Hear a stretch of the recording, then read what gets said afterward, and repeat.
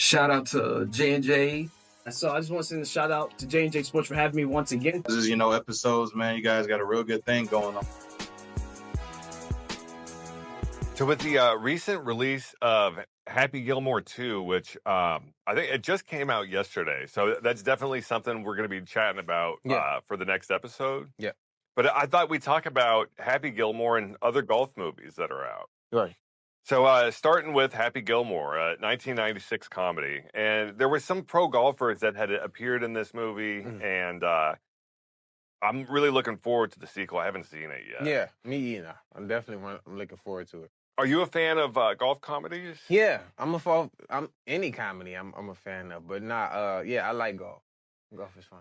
I gotta say, from the first Happy Gilmore, probably one of the biggest highlights was Carl Weathers as Golf Pro Chubbs, and it's funny, he's got like a wooden hand in the movie, and you see it keeps like breaking, and it's this funny gag that they have.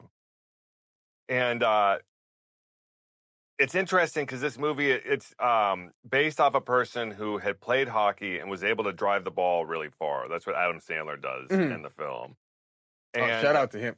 Anytime he's in a movie, it's gold, for sure. This kind of reminds me of, someone like Deion Sanders, who played in the MLB and the NFL. And then, you've got college tight ends who play basketball and football. Like Jimmy Graham. So there are some people who are just pretty much all-around multi-sport athletes. And it'd be fascinating hearing those players, like what they used to do before they played the sport that they're playing now. It's always fascinating. Like, you can always have something to fall back on. Yeah, maybe they got their start in a completely different sport. Like soccer or something. Like Jimmy Graham, he played, what was it, basketball? I guess he got too big and decided to play football. So it's just funny like that. And looking up or forward to the sequel, we've got Travis Kelce in the film. Oh, yeah. And he was also in that Hulu series Grotesquerie. He did a really good job in that one. Yeah. So do you think this is just the beginning for his acting career? Yeah. I mean, that's something that, he got rings and everything, so that can be the retirement plan. I think that'd be an excellent retirement plan for, most pro athletes. Athletes and stars. Like, probably him, Mahomes, all of those type of guys would probably be on it. And like films, they're really about the look of people, and athletes have the look pretty much built in as they come into the. Yeah, I definitely agree. So next week we'll definitely have a lot more about Happy Gilmore 2. I'm looking forward to checking it out. Definitely gonna give a review on it. And then up next we've got the 2000s movie. This one's more of a serious drama, The Legend of Bagger Vance. And so to start out, this one has Matt Damon and Will Smith. And I'm curious, this is something we've kind of chatted about before, but do you think, has America forgiven Will Smith for the Chris Rock slap? Oh, man. I think partially. James, that was a crazy just moment.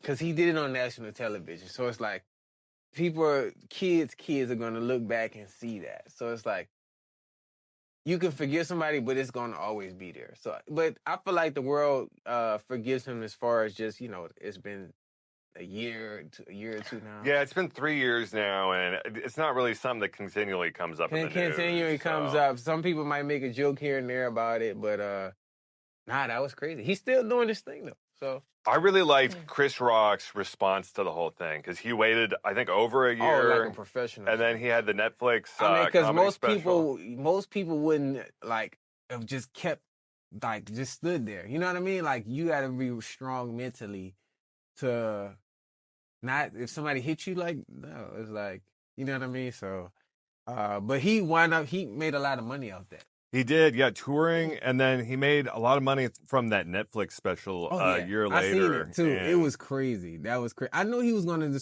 respond. I didn't know it was going to be a whole year, but, yeah. I like that he didn't make that whole special about the slap. He just kind of talked about it for about 5 minutes. He synced into it, right. I mean, he started the show with it, but, yeah, of course not. Yeah, that was just, he said he had respect for him from the beginning, so, yeah. And then looking at the movie The Legend of Bagger Vance, two big name stars with Matt Damon and Will Smith. Smith, right? And I'm curious, who would win in a real golf game between the two? Those two. Oh man, I never seen Will golf, so I'm gonna have to say Vance. Okay, For sure. I'd probably lean towards Will Smith, but it'd be an interesting golf. Right, golf game for sure. And then up next, this is a really popular 1980s classic comedy about golf. It's Caddyshack. Mhm. And I definitely need to rewatch this film. It's been a long time. Yeah. It's got, Rodney Dangerfield and a lot of like comedic legends. Right. So I'm curious, do sports movies make good comedies? Yeah. I think it depends on the characters though. Like we seen Game Plan with The Rock. They gotta have that personality of just naturally funny. We seen him in wrestling. He's naturally funny when they do the behind the stage little scripts and kicking the ref or just stuff like that. So I think it depends on the character. And then there's another comedy from 2007 called Who's Your Caddy? Mhm. And this one stars Andre Big Boy and Terry Crews. Oh yeah, Terry Crews. That's another one that anything he does is naturally funny. And I didn't know he played professional sports at the time. That's crazy. Yeah, this one's kind of more of a goofy comedy. And according to Rotten Tomatoes, I've got a quote here. They call it a juvenile, uninspired retread of Caddyshack. Who's Your Caddy is unoriginal, unfunny, and just plain forgettable. Is this a harsh analysis? Yeah, it's kind of, but that's just one opinion. Like I said, I'm pretty sure it's a good movie for sure.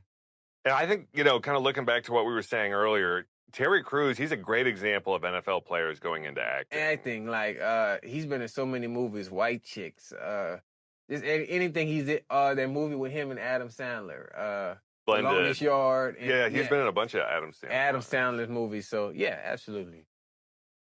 And are you a Terry Crews fan? Yeah. Me too. Definitely. Any movie, if he's in it, I'm excited. I thought they should have made a White Chicks too, you guys, but I mean, it's probably way past that. It's never too late. They probably they could can still do it. It really depends on Marlon the Wayans, really, because I know Terry down for it for sure. So, how do you think we could see more and more retired athletes turn to actors? I don't know. They just have to fall into it. I mean, they would just have to fall into it. Probably do like it. I feel like it's always unexpected with them. Like they're in a show or something, and it becomes really viral, and then they start wanting to do. I think it just happens. They try it and enjoy it. All right, just start doing it. And then up next, we've got a 1996 film, and this is kind of a comedy drama, like dramedy type thing. Mm-hmm. And it's called Tin Cup, and it's got Kevin Costner and Rene Russo. Mm-hmm. So this one's about it's kind of a typical story of the talented athlete who gets another chance at great. Okay. They had a chance and they kind of fumbled it, and then they get another chance later on. Right. I don't think that this is a true story. I think it was just a fictional one. Mm-hmm. But I'm curious, do you like true sports films or the fictional sports movies? I like the true ones definitely more because I like the based on the true stories too, but I like the true story ones. Okay. Yeah, it seems like you learn a whole lot about sports in general just from the true story films. True stories and stuff like that. Like, okay, they are reacting something that really happened. So that's what makes it exciting. And looking at Kevin Costner in general, he loves sports movies. Mm-hmm. He was in the 1988 movie Bull Durham about baseball, another baseball movie, Field of Dreams in 1989, which I believe we've talked about in previous episodes. Did, yeah. And then he was in a film, Play It to the Bone in 1999, which was a boxing movie. And then finally, Draft Day in 2014, which is the NFL. Yeah. So do you think Kevin Costner is a sports fan? Yeah, absolutely. It seems like he's a real baseball guy, but yeah. And an honorable mention for golf movies, there's Prehysteria 3, and that's about these tiny little dinosaurs. And this one takes place on a mini golf course. Mm-hmm. So that one, kind of more of a kid's movie. Kids, final deal, yeah. But, this is a mini golf movie, which I thought was interesting. It had me thinking, what other mini sports are there? There's like, I guess batting cages could be considered a mini sport. Trying to think. basketball toss, like Mini in the basketball. arcade, Right. table tennis. Yeah, I mean, I don't know if they created it yet, but I'm pretty sure they can. Like those mini arcade games and stuff. Mini racing is probably game racing for sure. Table hockey too. Do you think we need a football throw? I think we need a football throwing machine with like the different Football, circles. yeah, That'd be absolutely. fun. Absolutely. With J&J Sports on it, you guys, that definitely be something we can add on the clip or something like that. Yeah, y'all, please let us know what you think about these golf movies. Have you Mhm. seen them? And are there any golf movies that we left off the list? Yeah, absolutely. J&J Sports. Coming to y'all live in 2025.